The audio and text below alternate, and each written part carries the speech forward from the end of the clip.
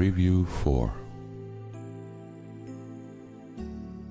Now we review again, this time aware we are preparing for the second part of learning how the truth can be applied.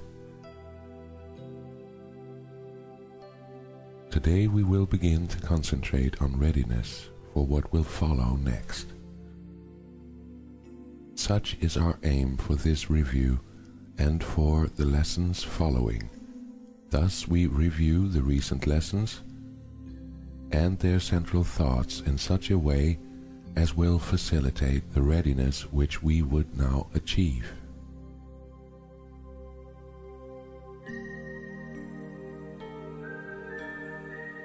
There is a central theme that unifies each step in the review we undertake, which can be simply stated in these words. My mind holds only what I think with God. This is a fact, and represents the truth of what you are and what your Father is.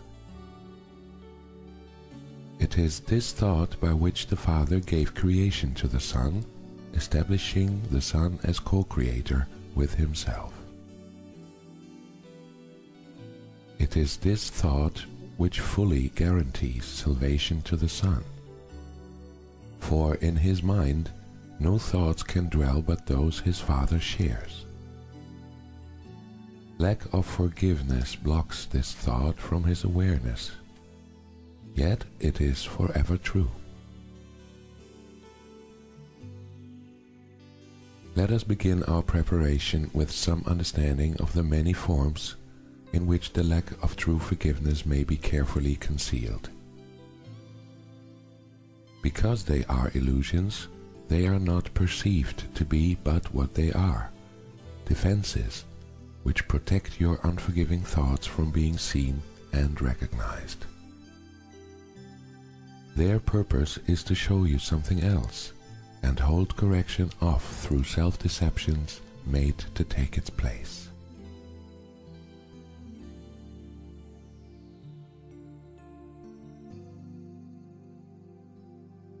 And yet your mind holds only what you think with God.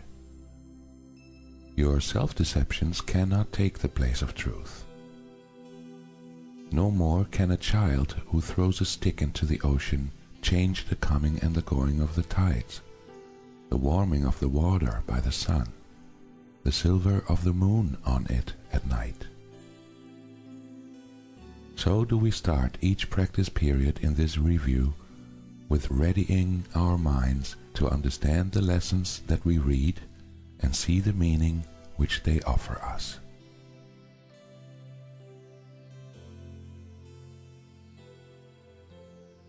Begin each day with time devoted to the preparation of your mind to learn what each idea you will review that day can offer you in freedom and in peace. Open your mind and clear it of all thoughts that would deceive, and let this thought alone engage it fully and remove the rest. My mind holds only what I think with God.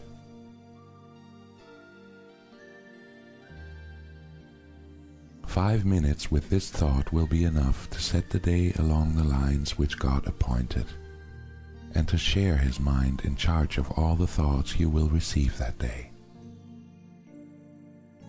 They will not come from you alone, for they will all be shared with Him. And so each one will bring the message of His love to you, returning messages of yours to Him.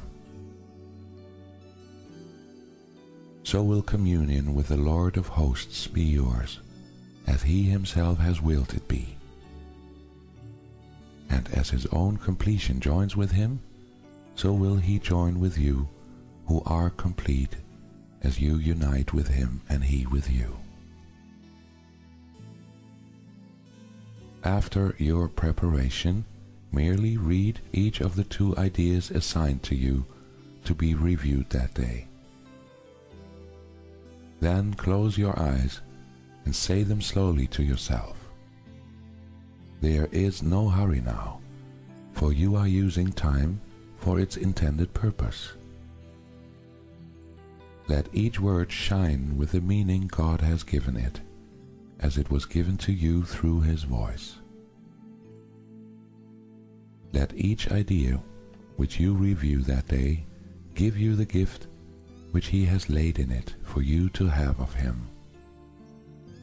And we will use no format for our practicing but this. Each hour of the day bring to your mind the thought with which the day began, and spend a quiet moment with it. Then repeat the 2 ideas you practice for the day unhurriedly, with time enough to see the gifts which they contain for you, and let them be received where they were meant to be.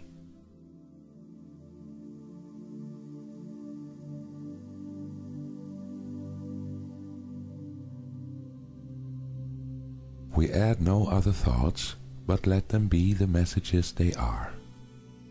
We need no more than this to give us happiness and rest and endless quiet, perfect certainty, and all our Father wills that we receive as the inheritance we have of Him. Each day of practicing, as we review, we close as we began, repeating first the thought that made the day a special time of blessing and of happiness for us, and through our faithfulness restored the world from darkness to the light, from grief to joy, from pain to peace, from sin to holiness. God offers thanks to you who practice thus the keeping of His word. And as you give your mind to the ideas for the day, again, before you sleep, His gratitude surrounds you in the peace wherein He wills you be forever, and are learning now to claim again as your inheritance.